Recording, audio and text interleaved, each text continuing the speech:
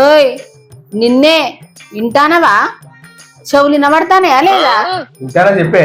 ఎప్పుడు చూసినాక ఫోన్ చూసుకుంటేనా? పని లేదు పాట లేదు. ఇంటారా చెప్పు. ఇగో రేపు రాఖీ పండుగ కదా, మా తమ్మునికి రాఖీ కట్టబోతానా నేను.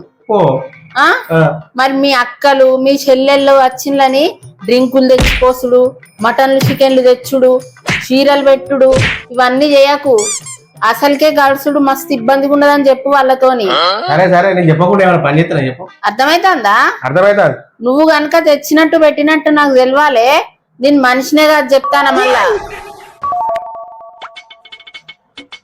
హలో బాగున్నా తమ్ముడు, నువ్వు మంచిగున్నావారా? పండుగకు వద్దామని అనుకుంటానురా. మీ బావ ఏం పోతావు తీ అంటాండు. ప్రతి సంవత్సరం పోతానో ఉట్టి చేతులతోనే వస్తానో, ప్రతి సంవత్సరం పోతానో ఉట్టి చేతులతోనే వస్తానో. ఓ చీర లేదు, ఓ పైసలు లేవు. ఎందుకు పోవుడు అంటాండ్రా బావా, ఎందుకు పోవుడు అంటాండ్రా బావా.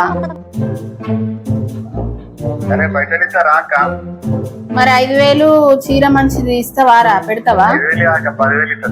10,000 ఇస్తా అంటే మీ బావ ఇప్పుడే పంపుతాడు రో. ఇక రేపటిదాకా కూడా ఆగడు. బావ ఇప్పుడే పంపుతాడు రో. ఇక రేపటిదాకా కూడా ఆగడు. సరే తమ్ముడు, మరి బయలుదేరుతానా? నేను పోతానా. మీ వాళ్ళకి ఏమన్నా పెట్టినట్టు తెలవాలే, నీ ఈపు సాప్ అవుతుంది.